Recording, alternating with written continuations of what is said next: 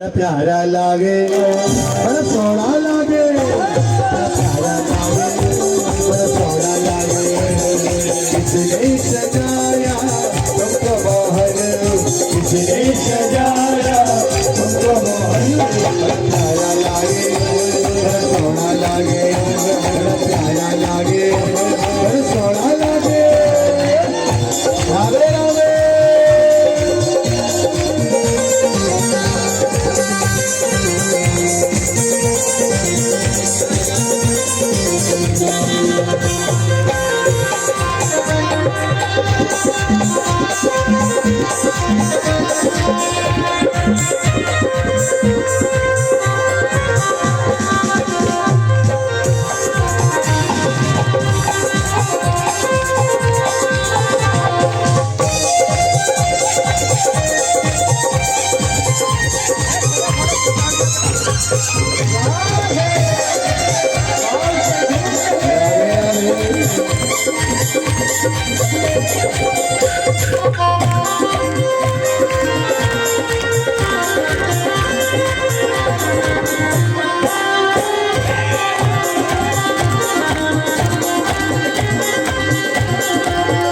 तेरी मुरली थी मिट्टी मिट्टी तान पे लता हो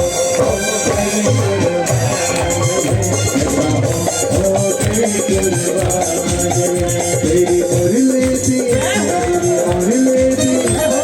मुरली थी मिट्टी मिट्टी तान पे लता हो गई कुर्बान लता हो गई कुर्बान लता हो गई कुर्बान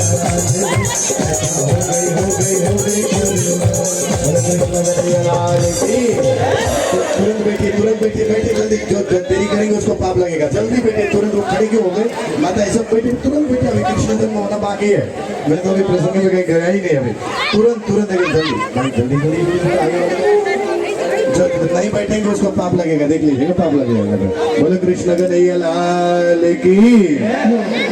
तो महाराज कहने का भावार्थ यही है सुखदेव जी महाराज ने आकर के भागवत कथा श्रवण किए और आगे की ओर बढ़ते हैं। तो महाराज यहाँ जब माता कुंती ने जैसे ही श्रवण किया श्री कृष्ण द्वारकाधीश छोड़ करके चले गए तो माता कुंती एक एक उनकी की हुई कृपा को याद करके उन्होंने शरीर को त्यागा और भीष्म पितामह ने श्री कृष्ण जी को याद किया।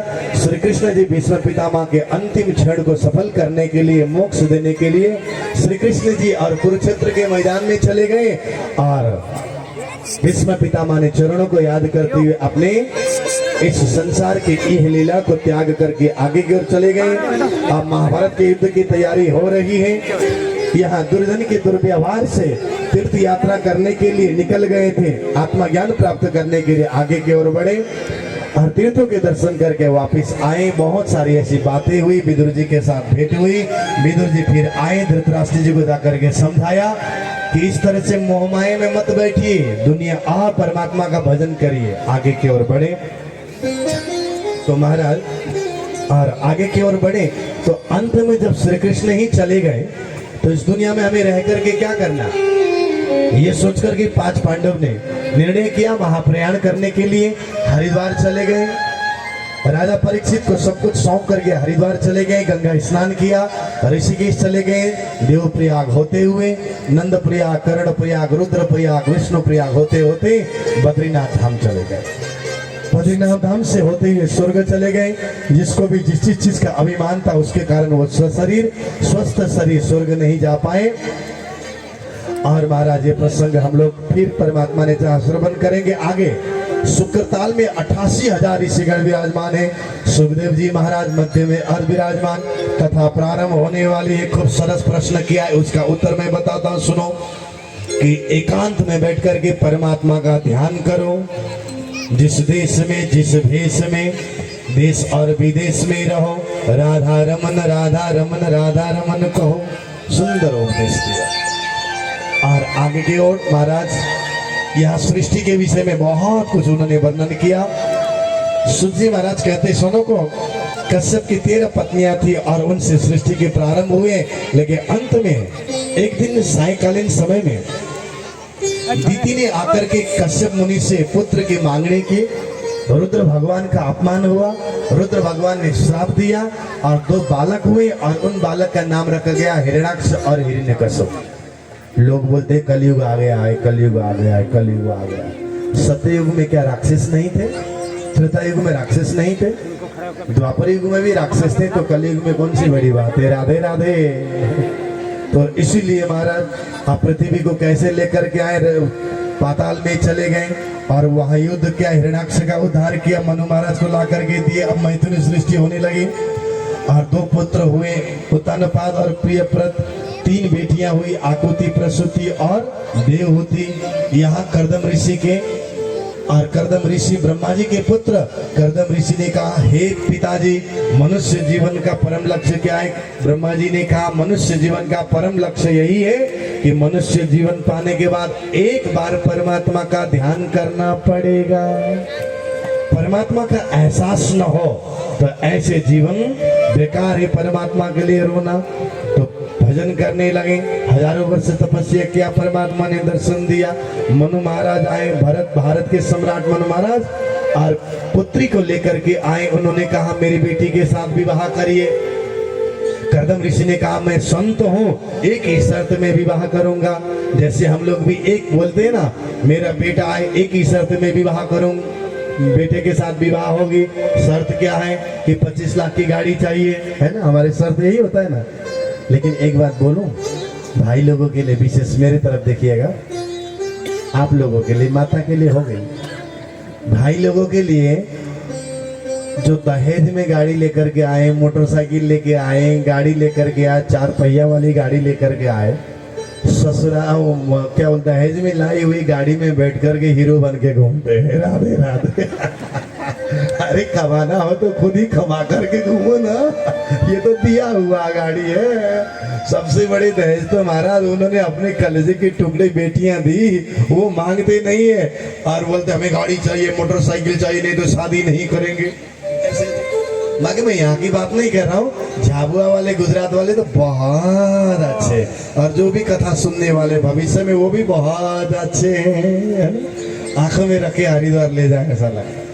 एक शर्त में विवाह करेंगे, जब पुत्र प्राप्ति के बाद और जंगल में चला जाऊंगा तो उस समय में रोकना नहीं। ठीक है, कोई बात नहीं। अब धीरे धीरे समय बीत रहा है तो महाराज कार्तिक सुद पांचम के दिन में स्वयं कपिल भगवान प्रकट हो गए। बोली कपिल देव भगवान की, कपिल देव महाराज की। कपिल भगवान ने सुंदर उपदेश दिया और उस सुंदर उपदेश के विषय में हम लोग श्रवण करेंगे। उपदेश दे करके माता देवहूति को जीवन को सफल कर दिया। अपने ही पुत्र से कथा श्रवण करके माता देवहूति नाचने लगी, क्योंकि पुत्र ही भगवान नारायण थे। नाचते नाचते शरीर गल करके शीतला नाम करके नदी होकर के बहने लगी। उसी में डुबकी लगा करके गंगा सागर चले गए। और आगे स्वयंभू मनु के 2 पुत्र थे, उत्तानपाद और प्रियव्रत। उत्तानपाद के 2 रानियां थी, सुरुचि और सुनीति। सुनीति के गर्भ से बालक ध्रुव ने जन्म लिया, तो सुरुचि के गर्भ से उत्तम ने, जो अपने रुचि के हिसाब से चलने वाले होंगे वहां बालक ऐसे ही होंगे। बालक के मन में एक दिन पिता के गोद में बैठने का मन हुआ, चले गए। सौतेली माँ ने हाथ पकड़ कर, कहाँ जा रहे हो? महाराज की गोदी में बैठने जा रहा हूँ। छोटा बालक ध्रुव बने, छोटे से बालक ध्रुव बने का। सौतेली माँ ने कहा, और मान माताएं, उन्होंने क्या कहा, देखो महाराज के गोदी में बैठने के लिए तपस्या करो, साधना करो, भगवान जी दर्शन देंगे। बोलेंगे क्या चाहिए तो कहना छोटी माँ के गर्भ से जन्म लेकर के आए। चैलेंज किया। रोते हुए बालक घर में आया। माँ ने पूछा क्या हुआ? छोटी माँ ने ऐसा कहा, अरे महाराज के गोदी में बैठना, इतने तपस्या और साधना करोगे तो महाराज नहीं, राज्य महाराज का गोद मिलेगा। अच्छा, तो तपस्या करने के लिए रात्रिकालीन समय में जंगल में निकल गए। जब जंगल में अकेले छोटा सा बालक जा रहे थे, कीर्तन करते हुए जा रहे थे। गोविंद बोलो हरि गोपाल बोलो। देवसी नाथ ऊपर से जा रहे थे, उन्होंने सुना बालक की आवाज, नारायण नारायण करके आ रहे। बेटा ये मार्ग भूल करके आप कहाँ जा रहे हैं? आप, ये जंगल है, अभी आपके खेलने कूदने की उम्र है, कहाँ जा रहे हैं आप? मैं परमात्मा के प्राप्ति के लिए जा रहा हूँ।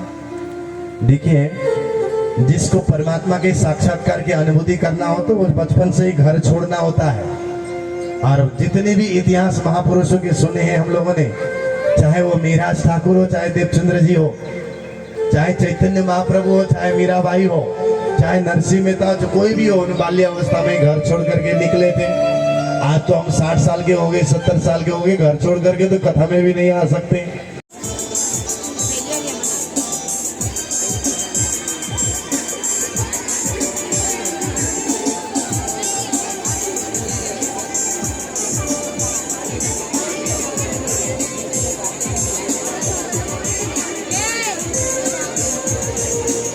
थोड़ा जल्दी करें और आरती